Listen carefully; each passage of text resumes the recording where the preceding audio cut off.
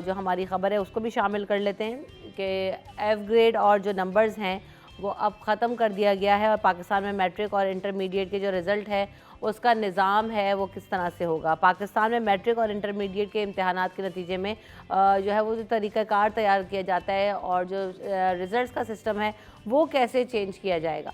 तो उस हवाले से भी अब ये ख़बर आ रही है कि जो यूरोपियन सिस्टम है उसको फॉलो करेंगे। दुनिया भर में जो निज़ाम है उसमें फ़ेल का जो ग्रेड है उसको ख़त्म कर दिया गया है।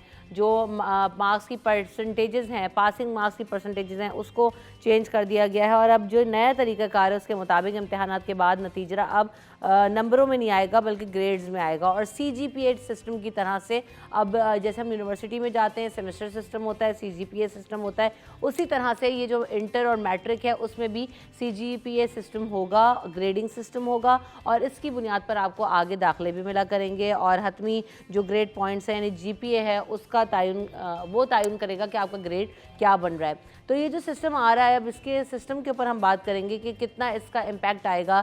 इधर जो लोग पहले फ़ेल हो जाया करते थे अब उनको अनसेटिस्फैक्ट्री मार्क्स यानी U ग्रेड दिया जाएगा।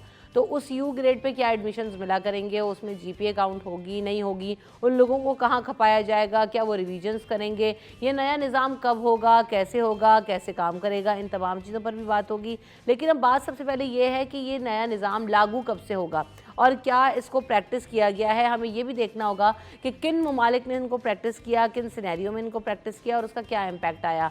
तो ये तमाम चीज़ें हम डिस्कस करेंगे। हम इस सारे मामले पर बात करने के लिए हमारे पास नदीम साहब मौजूद हैं, नदीम अहमद शाह साहब जो कि एजुकेशनिस्ट हैं। Welcome to the show Nadeem साहब, अस्सलाम वालेकुम। वालेकुम अस्सलाम। नदीम साहब सबसे पहले तो ये बात करेंगे कि जो नया सिस्टम आ रहा है आप इस सिस्टम को कैसे देख रहे हैं और आपकी नज़र में नया निज़ाम जो है वो पाकिस्तान में इम्प्लीमेंटेबल है, इसका इम्पैक्ट क्या होगा? जी पहले तो मैं आपसे अर्ज कर रहा हूँ कि ये निज़ाम ऑलरेडी हमारे यहाँ चल रहा है यूनिवर्सिटी लेवल्स पर। जितनी भी बड़ी बड़ी यूनिवर्सिटी है वहाँ पर GPA सिस्टम पर रिजल्ट दिया जाता है।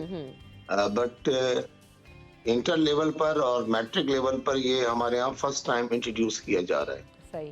फर्स्ट टाइम इंटर लेवल पर और मैट्रिक लेवल पर फर्स्ट टाइम इंट्रोड्यूस किया जा रहा है, लेकिन ये पहले ऑलरेडी वर्किंग में है हमारा।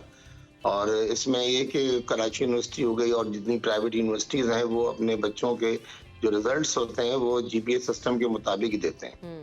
NLD यूनिवर्सिटी में भी ऐसा ही होता है, GPA सिस्टम से ही। मैट्रिक और इंटर में इसको लागू करने का क्या इफेक्ट आएगा?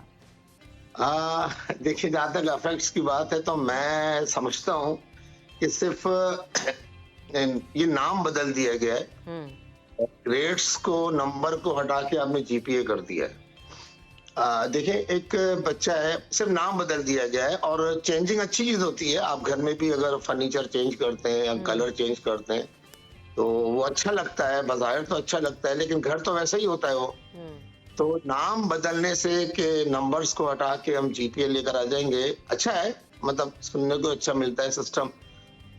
इंटरनेशनली भी इसकी काफी स्कोप है, मतलब ये सिस्टम है अमेरिका, इंग्लैंड वगैरह हर जगह पे GPA सिस्टम पर है। लेकिन सवाल ये कि GPA सिस्टम जब आप ला रहे हैं तो इस GPA सिस्टम से, मतलब मेरा एक हुकाम से सवाल है, इस GPA सिस्टम से हमारे एजुकेशन स्टैंडर्ड पे क्या फर्क पड़ेगा?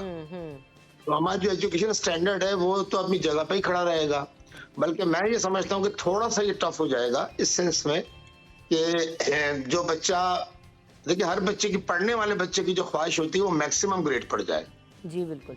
पहले बच्चे का अगर 80% आ जाता था तो A1 ग्रेड कहलाता था, बट्स इनफ। उसके लिए बहुत था, उसकी 90 आ जाए, 91 आ जाए, 94 आ जाए, वो A1 ग्रेड कहलाता था। अब A1 ग्रेड अचीव करने के लिए पहले बच्चा 80% लाता था, अब बच्चे को मैक्सिमम अचीव करने के लिए 95% लाना पड़ेगा। अच्छा। ये थोड़ा सा फ्रस्ट्रेशन हो सकती है स्टार्ट में, शुरू में, मतलब उनकी मेहनत का लेवल जो है वो और बढ़ जाएगा, मतलब उनको और मेहनत करनी पड़ेगी। सही। अच्छा, इसमें जो मारा गया वो कौन सा बच्चा मारा गया? जिस बच्चे का 60% में B ग्रेड आता था। अब आपने उस बच्चे को 7वें स्टेज पे खड़ा कर दिया लेकर। सही। अब जब B ग्रेड आ रहा है तो आपने उसको C के करीब, उसको एवरेज लिख दिया उसको। अब देखिए आप किसी को भी जब एवरेज का वर्ड इस्तेमाल करते हैं तो आप उसको अच्छा नहीं समझते हैं, मतलब उसका दिल रखने के लिए बात करते हैं।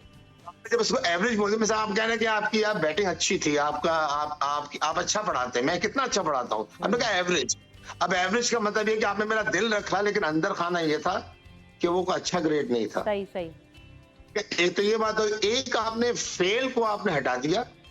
Fail is a very bad word. आप फेल हो गए हो, फिर आप फेल हो गए हो, और उसकी जगह आपने अनसेटिस्फैक्ट्री ला के रख दिया। जी। तो ये बिल्कुल इस तरह की बात है कि एक बात है तमीज से करने की, हाँ, और मैं एक भी बात, यही कह रही थी कि इससे फर्क क्या पड़ेगा, आप नाम बदल रहे हैं बस। देखिए एक बात है तमीज से बात करने की, और एक बात है जरा से बदतमीजी से। मिसाल के तौर पे मैं किसी बच्चे से कहता हूँ आप बहुत बदतमीज हैं, तो ये अनएटिकेटेड है बात, मतलब सही नहीं है, सही। ये अल्फाज अच्छे नहीं है, आप बहुत बदतमीज हैं। अब उस बच्चे से मैं कहता हूँ कि यार आप में तमीज नहीं है, तो मफहूम तो मेरा एक ही है ना, मैं उसको यही कहना चाह रहा हूँ। तो फेल का मतलब है कि आप बदतमीज हैं, सही। और यू का मतलब है कि आप में तमीज नहीं है।